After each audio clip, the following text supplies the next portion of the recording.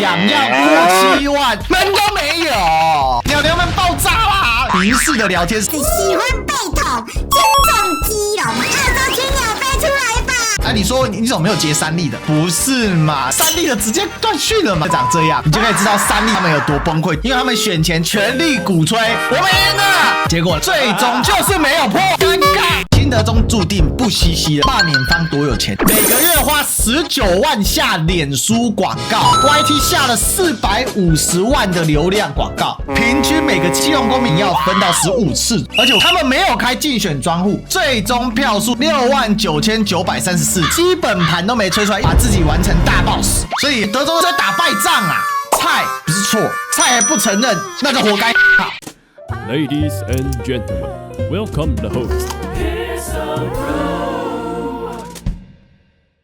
基隆罢免啊，有很多很神奇的事情啊，比如说三立直接崩溃啦，开票都还没开完，三立直接断讯了，而且他还延迟播哦，所以他播的时间很扯，真的玩不起。更离奇的是，播到一半的时候，他在拆量现场 live 哦，同意票开到68000票，不同意票已经开到了83012票，结果三立在这边摆了一个计票板，同意票61238票，不同意票69837票，会不会太夸张？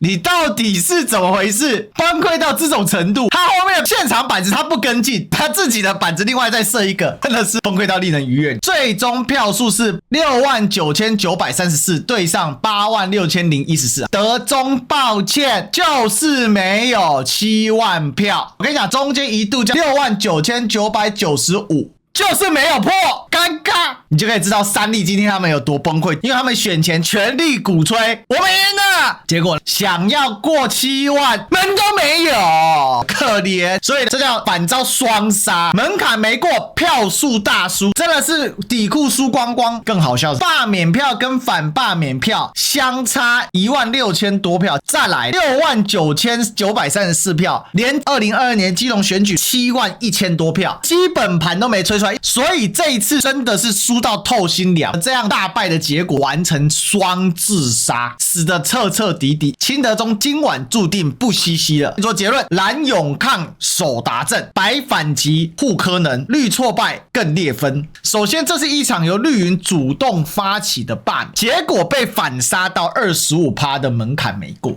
这是很丢脸的事情，因为我们要了解到，其他的罢免都是当事人确定出现一些状况而遭到扣杀，那有些成功，有些没成功，所以基隆罢免攻击性是最强的。对比是德中登记以来，就是拼命的发动政治对战，这一系列这样操作下来，其实已经把这场原本只是属于基隆地方的36万人的罢免，直接变成牵动未来全国朝野格局力量政治意涵了。大家了解到哦，罢免方多有钱，你知道吗？一个只有1790人订阅的频道，他总共至少买了450万的广告，有下广告的70几万，没下广告的几百次，所以这一次下这么大，民进党是真的玩很大了，而且他们没有开竞选专户，每个月花19万下脸书广告，然后在 YT 下了450万的流量广告，到底哪来那么多钱啊？都不演的呢，所以德中表面说朝野要和解，他对于基霸是一点都没有放松啊，所以本来要玩大罢免，结果把自己玩成大 boss， 德中的程度太差，在打败仗啊，主战的结果是被打脸打到爆，所以你可以了解到德中现在连基本盘都萎缩。有人说他看起来很猛，哪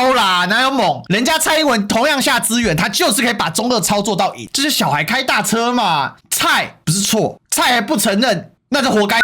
所以我才说没什么好怕的，怎么会害怕呢？失败主义者才会害怕啊！这次他们说要脱裤子啊！如果这种形式，国民党内部或民众党内部，尤其国民党，因为你是当事方，还有那一种死孬孬，你妈林北的他，我他比干民进党还凶，你信不信？你让人民看不起，我跟你讲，有什么好怕罢免的？民进党下广告下到这种程度有用吗？德中这个人就提光 game 嘛，一辈子在爽，他根本没打过硬仗，都已经赢到这种程度，还在那边说，哎呀，他们的基本盘有动员，废话，胜率的没有90%出来动员还得了？我认为作为一个监督执政党的人，我不想看到这种在野党，他输你还说，哎呦他好强哦，我操，那你还打个屁仗啊？你回家睡觉算了。这样的话，不如你那一起，我来发动罢免，把你罢下去，换民进党上来羞辱你，我都该甘愿。那我们讲结果，大家等着看好戏。未来民进党的立法委员只会更分裂，地方会开始出怪声。这次陈其迈也积了很多不爽，陈其迈只是因为跟蔡英文共游爱河，赖清德竟然跟卓荣泰2个人死都不演。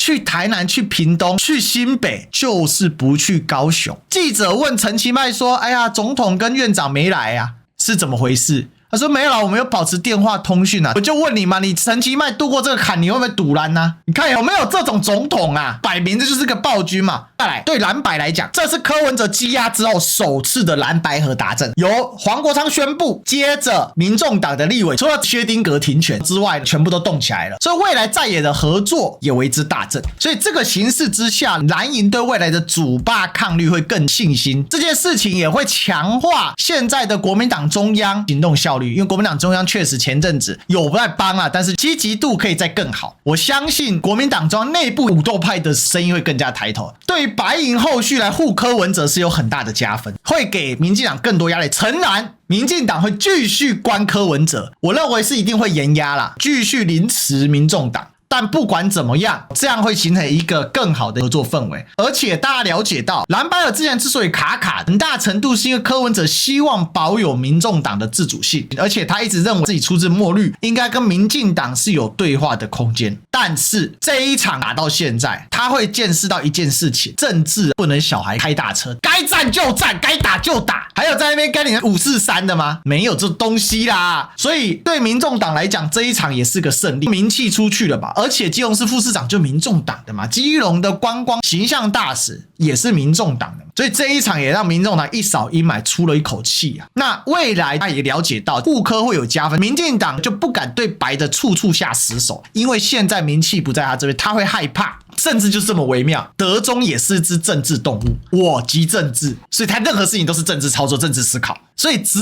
有痛到有感觉的时候，他才会动。这一场输到脱裤子，东选会想帮都帮不了的程度，他就会有一点痛，他当然还是继续硬干，但是有一些硬干他就会响个2下，那这个响个2下，他这个下的死手的强度就会下来。不要对民进党存有任何的幻想，任何人对民进党还有存有幻想，通通是白痴啊！民进党的人不是整党都这样，但是对于德中不可能有任何幻想。我跟你讲，你对德中有幻想，那你就想太多了，那你就是不够了解他。他这个人的逻辑非常清楚，斗就是死斗。最后虽然罢免还是会发动，但目前名气已经是倒向了在野党，所以我认为在野党乘胜推动25+1，25%门槛之外，加上罢免票要大于当选票1张，这样合理嘛？事实上当然是调了门槛，但没有强设硬门槛的反感。你候选人25%之外的门槛就是你自己创造嘛。那这个东西是要在野党要赶快动起来，这个才能够限制绿营用青鸟跟罢免来挟持立委，不然他就每天跟你在街上搞青鸟，你到台北被青鸟抗议，你回家被罢免抗议，请问你怎么立法？你怎么工作？这个是为国家打算，这不是为个人打算。好，最后在民视的聊天室下面，崩溃的鸟鸟们很生气啊，喜欢被捅，